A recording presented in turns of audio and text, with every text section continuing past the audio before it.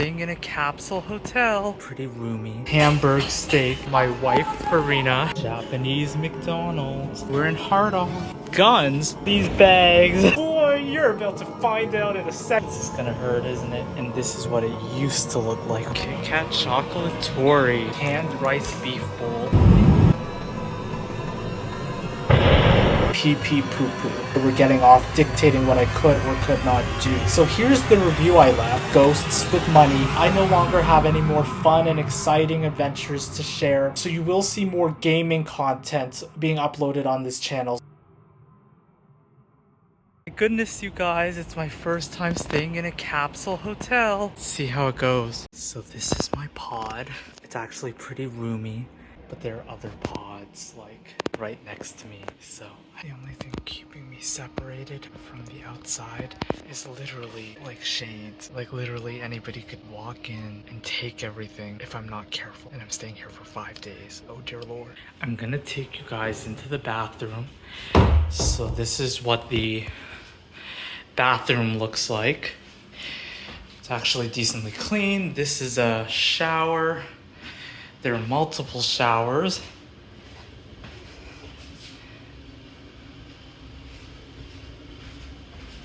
And this is a toilet. A couple of sinks. There I am. And those are all toilets as well. There you go.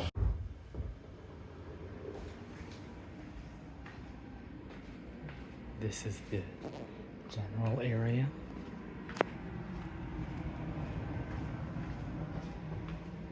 There's mine. This is the luggage space. Inside my hotel in the common area, there's like a bunch of origami paper. And then there's instructions on how to fold a paper crane. And I've just been looking at what everybody else has produced, and a lot of people, some people understood the mission a lot better than others, but there are definitely some people who, you know, didn't know what the heck they were doing. I'm one of those people. While I had the chance to, I wanted to provide you guys with kind of a grand tour of the facility. So I'm staying at Tomariya. So they have free rental umbrellas.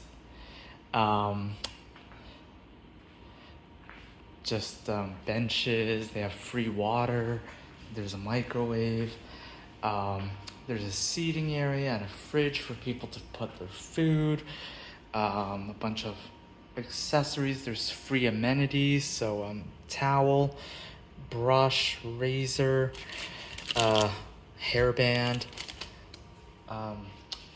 earplugs, and this is the garbage can. But yeah, sorry, going back here, there's fridge for people to put their things, another seating area,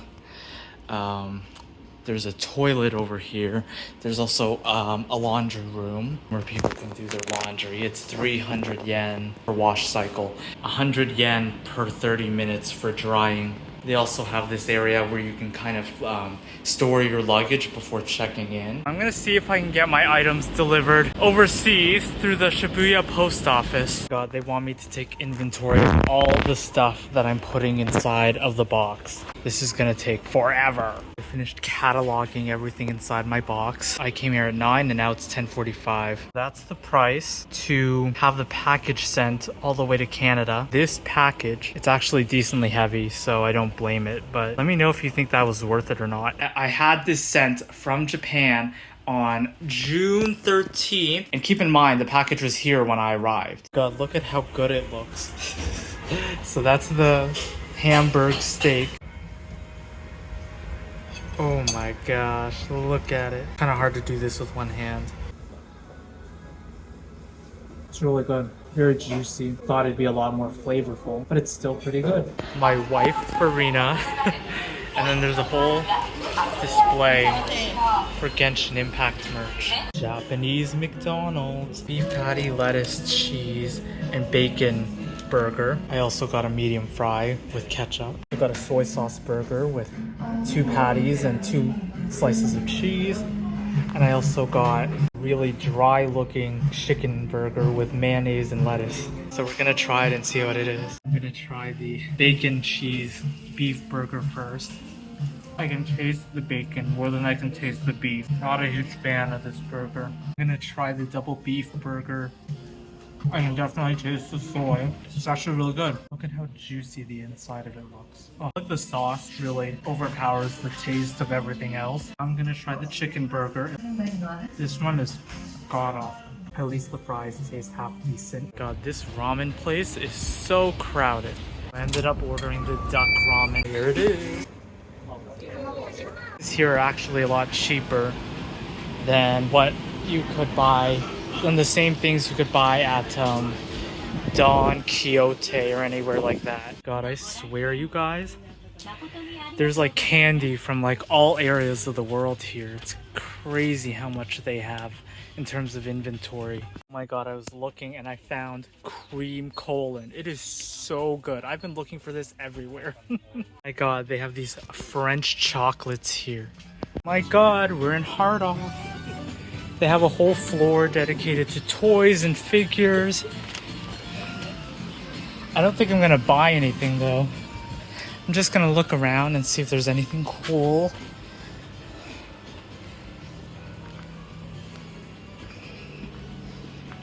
It's essentially the value village of Japan. Ooh, everything's so pricey.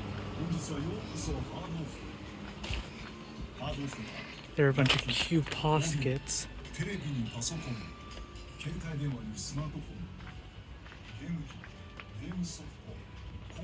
If any of you like anime, they have a whole floor of these figures.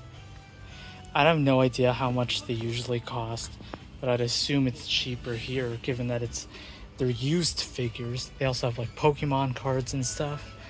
My god, Demon Slayer Q poskets. If only I were rich, and then I'd probably buy one. Although not really, I probably wouldn't. It's a waste of money, but you know, they look cool. So they have a whole bunch of bins with different items. And it's kind of like a treasure hunt. You know, you just go and see if there's anything you might want. I don't know if I'm gonna spend that much time here.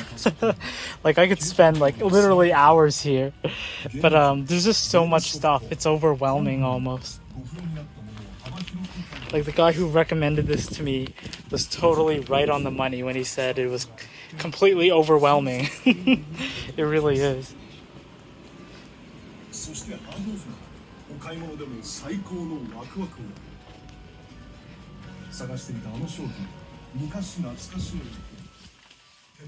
A lot of puzzles and toy cars and stuff like that. Ooh. Guns? They're probably toy guns or something like that. Doubt they'd have real guns. No, guns are banned in Japan. I'm currently in Tokyo Station. I'm at New York Perfect Cheese. They sell cheesecake here. Apparently this is very popular. I'm getting the 10-piece set. Look at them. So golden. God, it's pressed butter sand. It was heavily recommended on Reddit and I'm gonna give it a try. Oh my god, it's Tokyo Milk Cheese Factory. This is one of the other desserts that I wanted to get while I was here. God, look at all these bags of random crap that I bought from Tokyo Station. I spent my final days in Japan shopping for all these cool Japanese snacks and souvenirs, and I even paid almost $200 to have a bunch of my stuff sent back to Canada through mail, so I would have enough room in my luggage for all the gifts that I was getting for my two friends. I lugged this suitcase full of snacks and souvenirs through Tokyo, the airport, to my Airbnb in Toronto, and then finally to my friend's house in Scarborough. I paid $30 to mail the snacks and souvenirs to my other friend, and both of my friends had the exact same reactions to receiving those items. While I was in Thailand and Japan, I messaged both of my friends and asked them both if they wanted me to bring back anything for them. They both had the exact same Mariah Carey during Christmas kind of reaction. They were all I want is you back in my life. When they received the snacks and souvenirs I sent for them, they were so unappreciative. They thought that I should have brought them back more items from Thailand or Vietnam or literally anywhere else. And one of my friends actually thought the snacks were disgusting. And he was all, oh, I actually like dark chocolate. And I was all, boy, you're about to find out in a second. Jesus could walk through that door and he ain't gonna be able to save you. If they wanted those things, they should have said something. Oh, some friends they are. I'm gonna go with the roast beef bowl, Wagyu beef rice bowl, Uromaru, and I have my little apron on. So excited. I've been craving yakiniku since the day I got into Japan, so this is exciting. There's my yakiniku dish, sizzling. Heaven. This is the bandage I put over my wound. Oh dear gosh, this is gonna hurt, isn't it? Ooh! It is filled with pus, so... Oh dear God. Oh, isn't that disgusting? It's like pudding. Doesn't smell like anything actually, so thank God. They actually prepare it from scratch because it's taking like forever for me to get my food. Sorry for this. Yep. Still looking good. Oh, thank you. Speak of the devil, my food just came out. Keep in mind, I'm currently at Keep in Touch. So juicy and delicious. You can definitely taste the umami, and then whatever sauce they added onto it just, really helps enhance the flavor. It is so good. What my leg looks like after spending several months in Asia, and this is what it used to look like when I was living in Canada. Arrived at the Kit Kat Chocolatory, so they have a whole bunch of different flavors. Ooh, cotton candy. And a share bag. It's a cool flavor I've never seen. It's ruby flavored Kit Kats. Just ordered Wendy's in Japan. This is the bacon egg burger at Wendy's in Japan. I'm gonna give it a try. It's really good. It doesn't taste anything like Wendy's in Canada. I find that the food here is a lot more mild and less flavorful compared to Wendy's in America. Bought a canned rice beef bowl from Loft when I visited earlier today. This is what it looks like on the inside. It has a really nice smell to it, I'm not gonna lie. Like I could instantly smell the beef. It's a lot better when you mix it up actually. Not as bad as I was expecting it to be. I'm sure it tastes better if it was heated up. Sorry. But for canned food, this is actually really good. This is my last day staying at this Capsule Hotel. I actually liked it a decent amount. There was a decent amount of privacy when it came to like the bathrooms. I didn't really like the lack of security that comes with staying in a pod hotel or a pod capsule. Anybody could walk in at any time and take anything that belongs to you. So I think that's the biggest advantage of hotels over capsules is, there's better security. So I definitely recommend, if you are going to stay in a pod hotel, bring all of your most important possessions with you everywhere you go. Like I even brought it to the bathroom because I didn't want to risk it. While I was here, I didn't hear anybody getting their stuff stolen. But you never want to really take that risk when you're in another country, especially when it comes to things like passports and credit cards, because once those things are gone, you're shit out of luck. But overall, still really great experience, and I'm glad to have had it.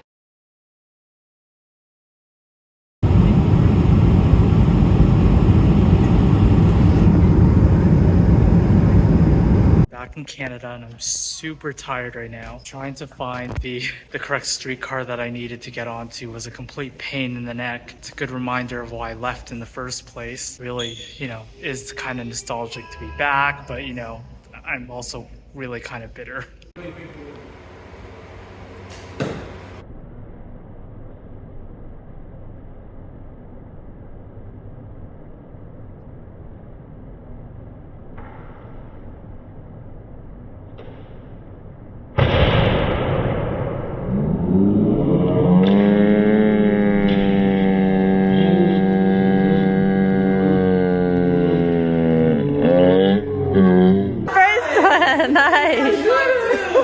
After my plane landed, I checked into my Airbnb. I paid $180 to rent a room in a condo near downtown Toronto for one night. The condo was shared between myself, the two hosts, and another Airbnb guest. Check-in was fine, but then the owners came home from work and then things kind of went bleh.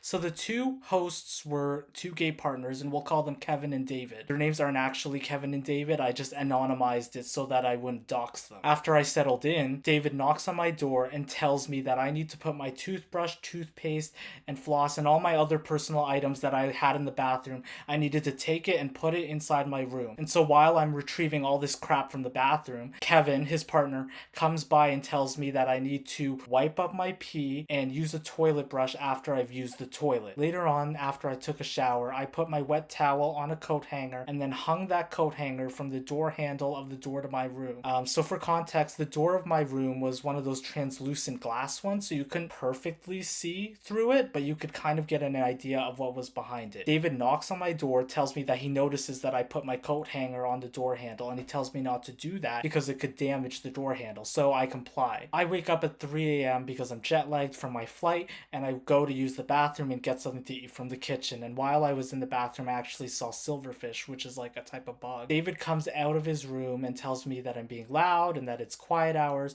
and then goes back to bed. And apparently, according to them, I also woke up the other Airbnb guest staying there for the night. So that was my attempt to explain the context of what happened while still being impartial. Now here's what I really think. Before I checked in, the hosts sent me a list of house rules to review, and nowhere on that already intense list of rules does it say that keeping your toothbrush and toothpaste in the bathroom is forbidden. If they had such a big problem with it, they should have let me know before I checked in, or they should have put a sign saying that it isn't allowed. So either way, it was misleading. So while I was retrieving all my stuff from the bathroom, Kevin comes by and tells me in a derogatory manner to wipe up my pee and use a toilet brush after I've used the toilet. I don't remember his exact wording, but I know that it involved the phrase pee pee poo poo.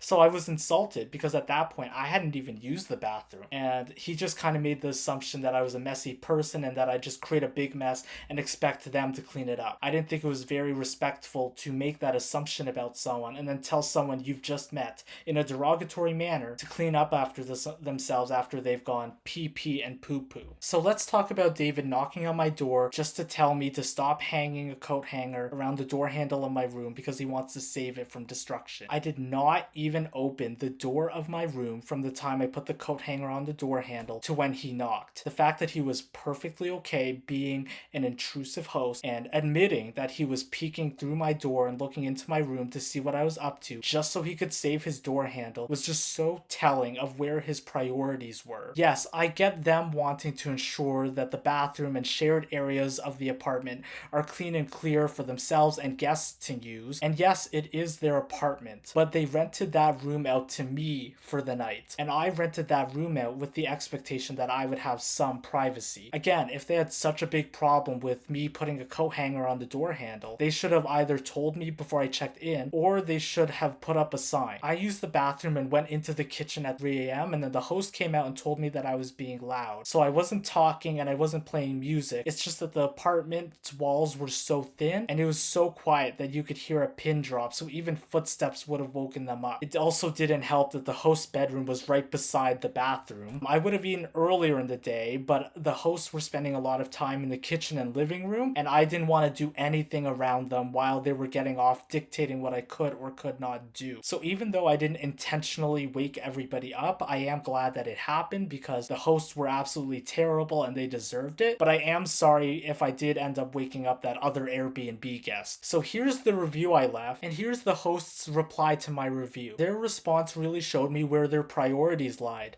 The first reason they gave for not allowing me to keep my personal items in the bathroom is because it's easy for them to clean. And then the second reason was because they want to ensure the other guests had room for their stuff. So it's like their convenience comes first, followed by everything else. And then they had the gall to lecture me about respecting others when they spent the entire duration of my stay there prioritizing everything from their convenience to a door handle over my privacy and boundaries. I also never told them that I went to university. They stalked my Airbnb profile to find out that I went to university and then made yet another assumption about me that I stayed in the university dorms and used that to kind of insult me. At the time I'm recording this, it will have been 6 months since all of this went down, and I've since moved on, but I shared my story because I wanted to paint a picture for you guys. I went from paying 600 Canadian dollars per month to live in a 1-bedroom apartment located a 2-minute walk away from the beach in Da Nang, Vietnam, with a fully furnished bathroom, kitchen, bedroom, and weekly cleaning service, to paying almost $200 Canadian to spend one night in a room in a shared apartment near downtown Toronto with hosts who clearly wanted ghosts with money